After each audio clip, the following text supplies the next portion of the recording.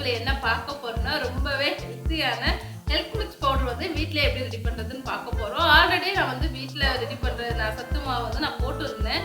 அதில் வந்து voice over எதுவும் கொடுக்கல, பேக்ரவுண்ட் மியூசிக் மட்டும் கொடுத்துருந்தேன். சரி, நியூவாக இந்த பேட்ச் அரைக்கிறப்போ நான் என்னென்ன பொருள் வந்து ஆட் பண்ணியிருக்கேன்னு சொல்லிட்டு உங்களோட ஷேர் பண்ணிக்கலாம்னு சொல்லிட்டு இந்த வீடியோவை நான் எடுத்திருந்தேன். வாங்க கிளாசிக் ஃபுட் சத்து மாவில் நான் என்னென்ன பொருள் வந்து போட்டு ரெடி பண்ணுறேன்னு சொல்லிட்டு இந்த வீடியோவில் ஃபுல்லாக பார்த்து தெரிஞ்சுக்கலாம். நம்மளோட கிளாசிக் ஃபுட் சத்து மாவு ரெடி பண்ணுறதுக்காக நாங்கள் இன்றைக்கி எல்லாருமே வந்து ஃபேமிலியாக கடைக்கு போயிருந்தோம். சூப்பர் மார்க்கெட்டில் தான் வந்து பர்ச்சேஸ் பண்ணுறது, ஏன்னா கொஞ்சம் அதை க்ளீன் பண்ணுறதுக்கு கொஞ்சம் ஈஸியாக இருக்கும், குவாலிட்டியாகவும் இருக்கும். அதுக்காக நாங்கள் எல்லா ஐட்டமும் வந்து வாங்குறதுக்காக சூப்பர் மார்க்கெட் போயிருந்தோம். ரொம்ப பெருசாக ரொம்ப வந்து நம்ம ஸ்ட்ரெயின் பண்ணி எடுக்க வேண்டிய அவசியமே இல்லை. பாருங்கள், எல்லாமே அதுக்கேற்ற மாதிரி அவங்க 1/2 kg 1 kg 2 kgன்னு சொல்லிட்டு கீழேருந்து 1/4 கிலோ வந்து கரெக்டாக அடுக்கி வச்சுருப்பாங்க. நம்ம வந்து லைனாக வந்து எடுத்துகிட்டு போகிற மாதிரி தான் இருக்கும், ரொம்ப ஈஸியாக இருக்கும். அதனால் நான் எப்போவுமே சூப்பர் மார்க்கெட் போயிடுவேன். இப்போ எல்லா பொருளும் வந்து நாங்கள் அங்கே தேவையானது வாங்கின்னு வந்துட்டோம். அது வந்து நான் என்னென்ன பொருள் வாங்கின்னு வந்திருக்கேன்னு சொல்லிட்டு 1 by 1 நம்ம இப்போ பார்க்கலாம். வாங்கின்னு வந்த திங்ஸ் எல்லாம் வந்து 1 by 1 வந்து எல்லாமே எடுத்து பேக்லேருந்து எடுத்தாச்சு. இப்போ நம்ம வந்து என்னென்ன பொருள் என்னென்ன குவான்டிட்டியில் வாங்கியிருக்கோன்னு சொல்லிட்டு 1 by 1 பார்த்துடலாம். 1 கிலோ கோதுமை வாங்கியிருக்கேன். இது சாதா கோதுமை தான், எவ்வளோ சூப்பராக இருக்குது பாருங்கள், குண்டு குண்டா. இது வந்து 1/2 kg வந்து சம்பா கோதுமைன்னு சொல்லிட்டு அது ஒரு 1/2 kg. 1 kg வந்து கம்பு வாங்கியிருக்கோம்.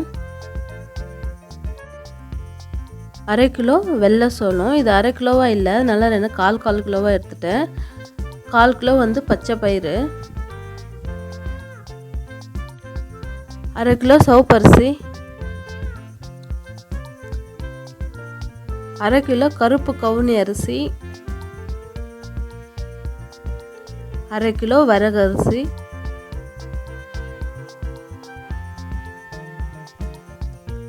1/2 கிலோ குதிரைவாலி, 1/2 கிலோ சாமை, 1/2 கிலோ திணை அரிசி, 1/4 கிலோ வெள்ளை காராமணி, 1/4 கிலோ ப்ரௌன் கலர் காராமணி, 1/4 கிலோ மூக்கடலை ப்ரௌன் கலரு. இது வந்து ராஜ்மா 1/4 கிலோ. இது வந்து பிளாக் கலர் ராஜ்மா, அதாவது கிட்னி பீன்ஸுன்னு சொல்லுவாங்க. அதே கிட்னி பீன்ஸில் வந்து ப்ரௌன் கலர்லேயும் வந்து 1/4 கிலோ எடுத்திருக்கேன். மூக்கடலை வெள்ளை மூக்கடலை 1/4 கிலோ. உளுந்து வந்து உடச்ச உளுந்து கருப்பு உளுந்து 1/4 கிலோ. வெள்ளை உளுந்து 1/4 கிலோ. சிறுபருப்பு 1/4 கிலோ. மைசூர் டால் வந்து 1/4 கிலோ. இது வந்து soya beans 1/4 kilo. Barley 1/4 kilo. வேர்க்கடலை 1/4 கிலோ. கொள்ளு 1/4 கிலோ. வெள்ளை அவல் 1/4 கிலோ. சிவப்பு அவல் 1/4 கிலோ. மக்காச்சோளம் 1/2 கிலோ. அரிசி வந்து 1 கிலோ. வீட்டுக்கு பயன்படுற அரிசி தான் இது, நான் சமையலுக்கு யூஸ் பண்ணுற அரிசி. 1/4 கிலோக்கு வந்து பொட்டுக்கடலை எடுத்திருக்கேன். 100 பாதாம், 100 பிஸ்தா, 100 முந்திரின்னு சொல்லிட்டு எல்லாம் மிக்ஸ் பண்ணி வச்சுருக்கு. ஃப்ளேவருக்காக வந்து 10 கிராம் ஏலக்காய், 10 கிராம் சுக்கு. இது உங்களுக்கு தேவைப்படலைன்னா நீங்கள் வந்து ஸ்கிப் பண்ணிடலாம். நான் வந்து இது வந்து ஃப்ளேவருக்காக தான் ஆட் பண்ணுறேன். நம்மளுடைய கிளாசிக் ஃபுட் சத்து மாவில் வந்து நான் இதில் இருக்கிற எல்லா பொருளும் வந்து இன்க்ரீடியண்ட்டை ஆட் பண்ணுறது தான்.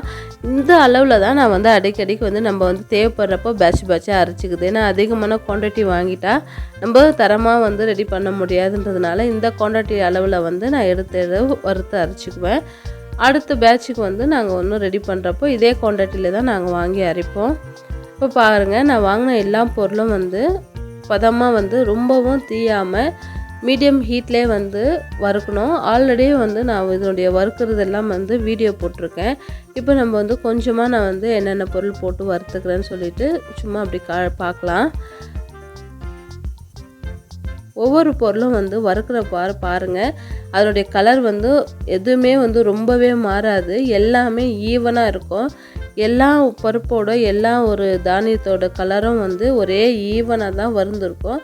அதுக்காக வந்து நம்ம ஹை ஃப்ளேமில் வைக்கக்கூடாது, நம்ம மீடியம் ஹீட்டில் வச்சு வறுக்கிறப்போ எல்லாமே ஈவனாக வந்து வறுப்படும். ஒவ்வொன்றும் வந்து ஒவ்வொரு மாதிரி வராமல் இருக்கும். இப்போ பாருங்கள், கோதுமை வந்து எல்லா கோதுமையும் வந்து ஒரே மாதிரி வறுந்துருக்கு. இது வரணும்னு அவசியம் இல்லை, பொரியும், அந்த ஸ்டேஜ் போதும். வறுத்த கோதுமையெல்லாம் எவ்வளோ அழகாக இருக்குது பாருங்கள்.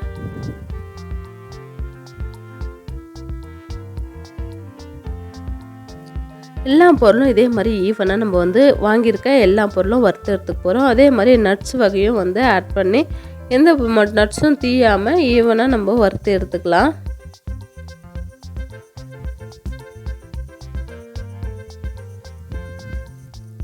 நட்ஸும் நல்லாவே வந்துருச்சு. இதையும் வந்து ஒரு பவுலுக்கு வந்து மாற்றிட வேண்டியது தான்.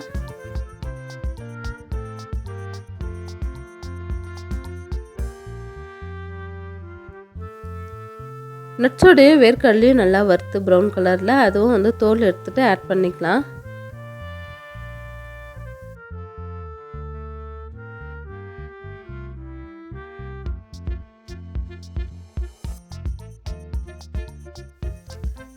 வறுத்த எல்லா பொருளும் நல்லாவே ஆறிடுச்சு. இதை வந்து நம்ம வந்து அப்படியே வந்து அரைக்கிறதுக்கு ரெடி பண்ணுற வேண்டியது தான். எல்லாமே வந்து கொட்டி மிக்ஸ் பண்ணியாச்சு. மிக்ஸ் பண்ணது எல்லாமே வந்து இப்போ நம்ம அரைக்கிறதுக்கு எடுத்துகிட்டு போக வேண்டியது தான். நாங்கள் கடையில் கொடுத்து தான் அரைக்கிறோம், அதுக்காக வந்து நான் வந்து எல்லாமே வந்து பேக் பண்ணியாச்சு. இந்த பேக்கில் எடுத்துகிட்டு போய் நம்ம கொடுத்தோம்னா அவங்க வந்து அரைச்சி கொடுத்துருவாங்க. இப்போ இதை எடுத்துகிட்டு போய் அரைச்சின்னு வந்துடலாம்.